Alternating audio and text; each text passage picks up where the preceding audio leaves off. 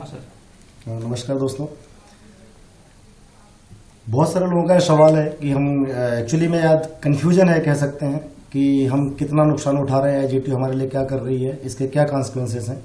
मैं 2 मिनट उसके बारे में बताना चाहूँगा एग्जाम्पल के साथ। आप देखें, जो पहला बैच आया था 2001-2002 में यहाँ पे कंपनी में आया था, उस समय जो 10,700 का पे स्केल हमें मिलना चाहिए था, उस समय बेसिक में खाली 900 रुपये का डिफरेंस था।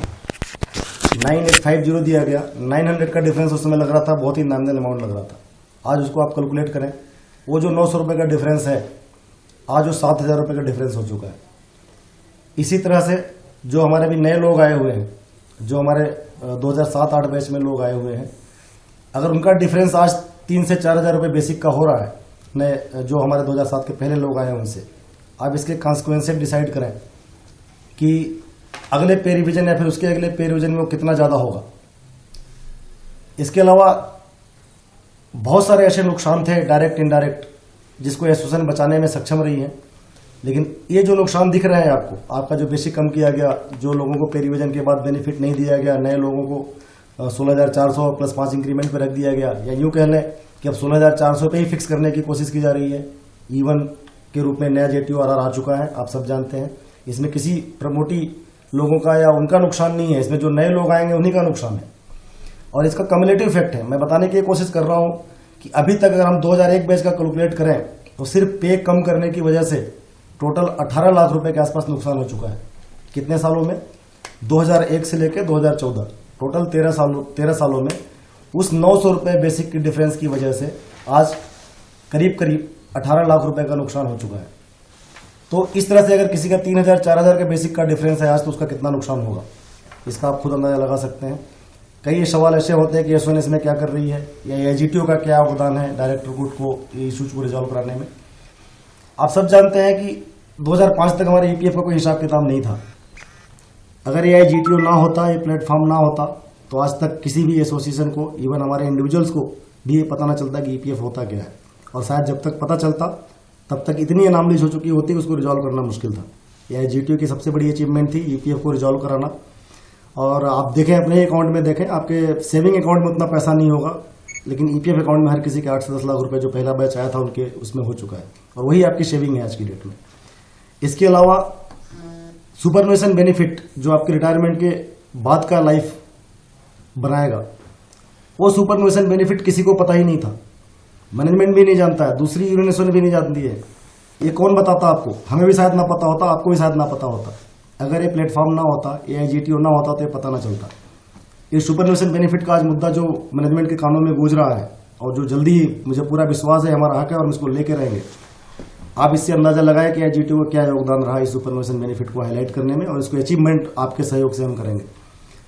इसके अलावा बहुत सारे ऐसे इशूज हैं, चाहे वो प्रमोशंस की बात हो। अगर हमारा ये जीटीओ प्लेटफॉर्म ना होता तो शायद एलडीसी एग्जाम भी ना हो पाता, क्योंकि ज़्यादातर लोग डीपीसी कराने के चक्कर में घूम रहे हैं, क्योंकि जब पुराने लोगों को डीपीसी से ही फायदा होगा।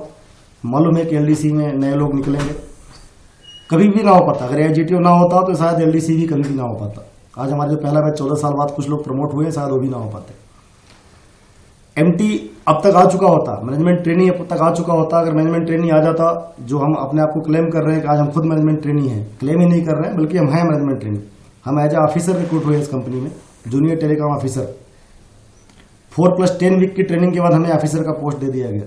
अगर हम एग्जीक्यूटिव लेवल पे रिक्रूट हुए हैं तो कोई भी ट्रेनी, जिसको मैनेजमेंट ट्रेनी कह रहे हैं, जिसको 2 साल ट्रेनिंग लेने के बाद मैनेजमेंट की पोस्ट पर लाएंगे, वो हमसे ऊपर नहीं हो सकता। और हमें ऐसी कोई कमी नहीं है, हमारे पास सारे क्वालिफिकेशंस हैं, हम खुद मैनेजमेंट ट्रेनिंग है। अगर यह जीटीओ ना होता तो शायद हम आज जेई के तमगे में घूम रहे होते और मैक्सिमम एचडी पे जाकर रिटायर होते।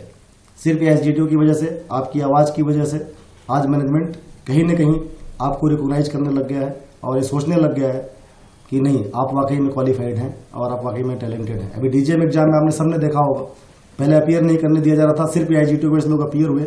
जो मैनेजमेंट के दिमाग में डाउट था, या जो feedback lower level management board को रख रहा था कि साहब हमारे पास कोई टैलेंट नहीं है, आज उस एग्जाम की वजह से मैनेजमेंट के पास हाथ में रिकॉर्ड है, उसको ये पता चल गया है कि एक्चुअल टैलेंट तो बीएसएनएल में ही है।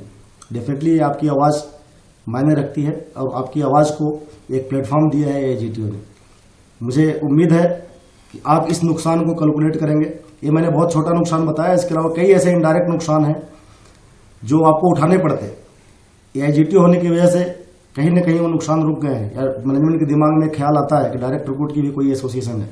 कुछ भी प्लान करने से पहले ये नहीं सोचा जाता था कोई डायरेक्ट रिक्रूट भी है।